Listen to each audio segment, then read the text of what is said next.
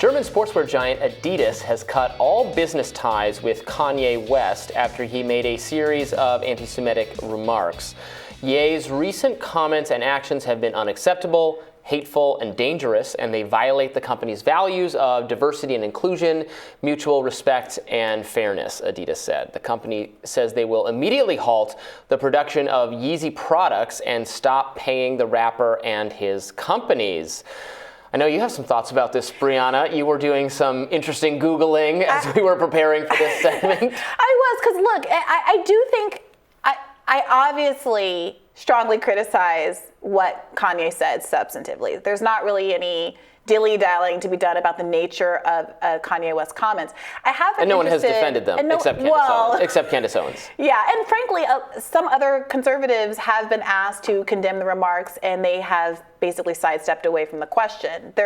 People are still continuing to put out supportive tweets about Kanye West that are very much on the conservative side of the aisle. Not that condemns all Republicans, but I've been interested in this other conversation that's started to happen, largely in some black spaces, where there is concern about whether or not Kanye West is being treated differently than other people who've been in similar situations. So I think the first red flag for a lot of folks was JP Morgan's choice to no longer bank with Kanye West, which seems like a escalation of the sort that we've never seen, despite having gone through an entire Me Too scandal with any number of extremely wealthy, high-profile people who have been brought to their knees. I've never heard of a bank saying, we're not going to do business with you. Banks are considered to be sort of like taking the train or an airplane. You don't expect that you're right to transact. Well, I don't know about that. I agree with you. This is a troubling thing to start happening. Institutions like banks that are kind of thought common to be carriers. New, right, exactly. But no, we saw that a little bit with not specifically with banks, but with financial services. Stuff like Parler and also for the truckers and yes. for certain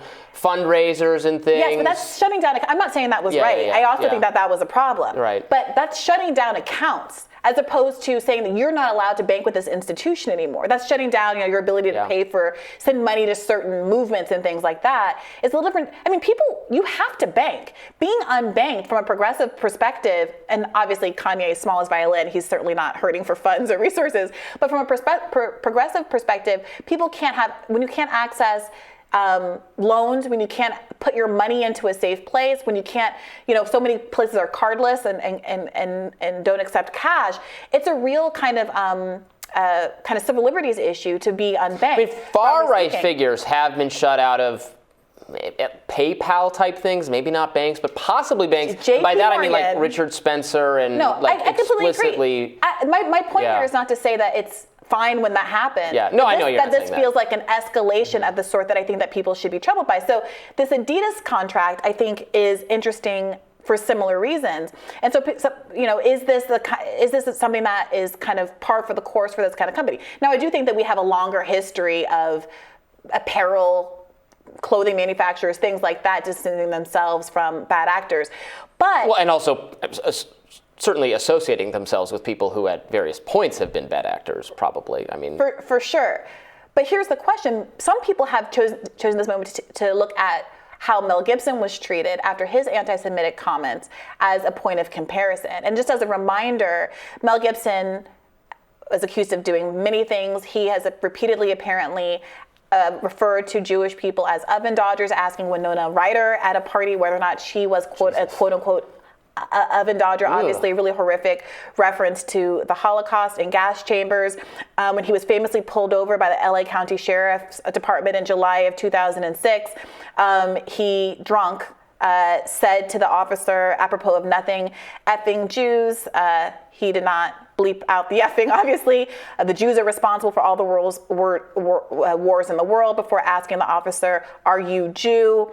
He's also not minced words about black people. There was that recording that he had when he was in that abusive relationship with his previous partner, and he told her, if you get raped by a pack of N-words, again, he did not say N-words, it'll be your fault. Those kind of statements.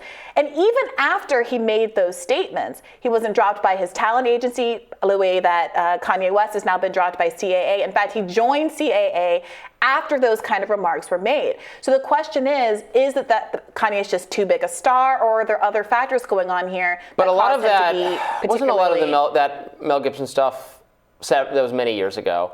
My guess is if that happened today, it would result in dropping of everything. I mean, there's greater sensitivity to that kind of stuff. There's more intolerance of that kind of stuff in the corporate world, in everything. I don't know. You're trying to put it. Maybe it's a discrepancy. Maybe it's not. But I think today he would suffer those exact same consequences. Is this a direction? I mean, is this a direction that people should be moving in? Is the critique that Kanye, Mel Gibson should have been held to a higher standard then, and perhaps should still be held to a higher standard now as his career has largely rebounded? Or is it that banks and these kind of organizations just stay out of these kind of culture wars? I do have a sort of, you can appreciate the art while thinking the artist is reprehensible kind of attitude. I think you can have that attitude for Kanye. I think you could still enjoy his music. You're free to do so. I probably wish he would just focus on creating more of it. Similarly, Mel Gibson is obviously repulsive. I don't care for him as an actor. I love his film Apocalypto. Is one of my favorite movies of all time. As I've said, I think it's fantastic. I think it should be able to separate these things from a creative standpoint. And then, I think it's right to be troubled by. Right, the Adidas contract's kind of a different thing. He's a spokesperson. He's a brand ambassador for it. Kanye is. Yeah. You can understand them wanting to part with someone who is, who has now several times gone out of his way. This isn't just, I screwed up. I said something I shouldn't have. I'm sorry. He's continuing this. For sure. That's different than the financial institution, which doesn't really have a message or expressing an editorial view or something. Amtrak not going to let Kanye take the train because he's anti-Semitic. Although people often bring up the Amtrak thing. Amtrak does throw off like aggressive passengers. Well, like sure, if you don't follow the ruals of Amtrak, you get thrown off. Right. I know, because I wasn't super happy about the mask rules. Goodness gracious! Speaking from experience. Before you roll your eyes at me, no, I've never been thrown off of Amtrak, etc. That was someone else. As of this recording, Ye has not yet responded to the Adidas decision. We'll continue to report on any more developments, more rising after this.